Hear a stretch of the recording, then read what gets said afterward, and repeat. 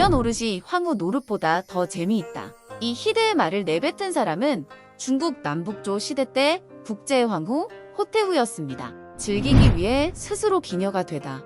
호태후, 그녀는 북제가 멸망하자 가진 돈을 모아 며느리와 함께 기방을 차리고 기녀가 되었습니다. 184년, 황건적의 난을 시작으로 후한이 멸망하고 수나라가 중국을 통일하기까지 근 400여 년 동안 분열과 전란이 이어진 시대. 수많은 나라들이 생겼다 사라지길 반복하던 시기. 호태후는 북제의 안정군 사람이었습니다. 용모가 뛰어났던 호씨는 조정에서 후궁을 뽑을 때 선발되어서 장광왕비가 됩니다. 561년, 형 효소제 고연이 사냥 중에 낙마로 사망하자 무성왕제 고담이 북제의 황위를 승계한 후 장광왕비이던 호씨는 황후가 되죠. 황후가 되어 이제 모든 게 순조롭기만 할 것 같았던 인생은 생각과는 다른 방향으로 흘러갔습니다. 그녀가 미인이긴 했지만 호황후는 황제의 총애를 받지 못했습니다. 무성제 고담은 황제가 된 후 사치와 향락에 빠져 음란하고 방탕한 생활을 했습니다. 무성제는 호황후 외에도 이씨, 팽씨, 왕씨, 마씨 등의 후궁을 두었고 특히 형수인 이조아를 마음에 들어 했습니다. 하지만 이조아가 무성제의 마음을 받아주지 않자 이조아의 둘째 아들인 고소덕을 죽이겠다 협박해 결국 그녀를 품에 안게 됩니다. 그러다 이조아는 회임을 하고 공주를 낳았지만 몹시 부끄러워하며 태어난 공주를 자신의 손으로 바로 죽여버리고 맙니다. 그에 몹시 화가 난 무성제는 이조아 앞에서 그녀의 아들이자 친조카인 고소덕을 죽여버리고 말죠. 그를 본 이조아가 대성통곡하자 무성제는 더욱 화가 나 이조아를 발가벗겨 채찍으로 때린 후 비단 주머니에 넣고 강에 버려버리죠. 하지만 운 좋게 살아남은 그녀는 절로 들어가 여승이 되고 말았습니다. 한편 호황후는 남편인 무성제에게 눈길 한 번 받지 못하며 독수공방했죠. 천성이 음탕했던 호황후는 적적함을 견디지 못하고 궁중의 내시들을 불러 즐겼습니다. 당시 무성황제의 가장 가까운 대신은 모사꾼이자 간신인 화사개였습니다. 황제와 화사개는 거의 형제와 다름없이 가까이 지내던 사이였죠. 그러다 보니 무성황제의 곁을 자주 드나들던 화사개는 금방 호황후의 눈에 띄게 되었습니다. 그녀는 화사개에게 추파를 던지기 시작했습니다. 화사개는 자신의 궁중에서의 지위를 공고히 하기 위하여 호황후와 기꺼이 가까이 지냈습니다. 결국 두 사람은 금방 죽이 맞아서 깊은 관계를 맺기에 이르고 말죠. 화사개는 호황후라는 배경을 가진 후 황제의 신복이라는 지위에 만족하지 않았습니다. 그리하여 화사개는 무성황제에게 호태후의 아들이며 태자인 고위에게 황제 자리를 넘겨주고 자신은 태상왕으로 조용히 지내라고 간교한 혀를 놀립니다. 그렇게 하면 황제의 굴레에서 벗어나 거리낌 없이 마음껏 향락을 누릴 수 있을 것이라고 말이죠.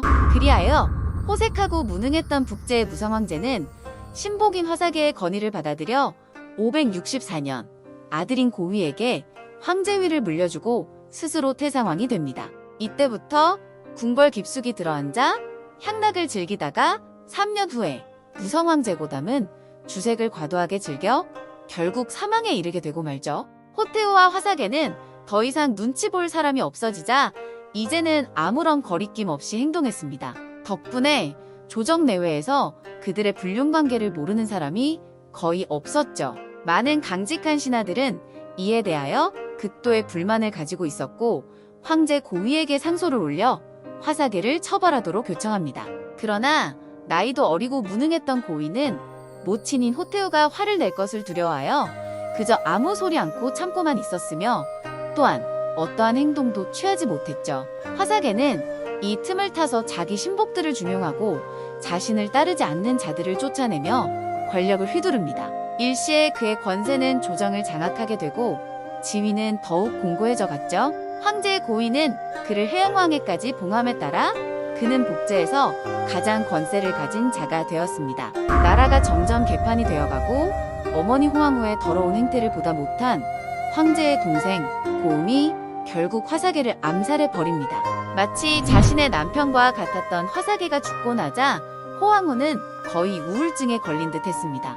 자신을 만족시켜주던 남자가 사라졌으니 그럴 만도 했죠. 화사계는 사라졌지만 그녀의 욕망은 사라지지 않고 오히려 더욱 뜨겁게 달아올랐습니다. 그러던 중 호태우는 불심으로 허한 마음을 달래보려고 절에 예불하러 다니기 시작했는데요. 절에서 예불만 했으면 아무 문제가 없었을 것을 거기서 하필이면 스님과 눈이 맞아 버리고 말죠. 그 스님의 이름은 담원이었습니다. 처음에는 호태우가 절에 드나들며 비밀리에 둘의 깊은 관계가 이어졌지만 보는 눈이 많았던 절에서의 비밀 만남이 만족스럽지 못하던 호태우는 스님을 황궁으로 불러서 예불 드리겠다며 무성황제가 생전에 거처하던 내정까지 불러들여 밤낮으로 그와 함께 즐거운 시간을 보내게 됩니다.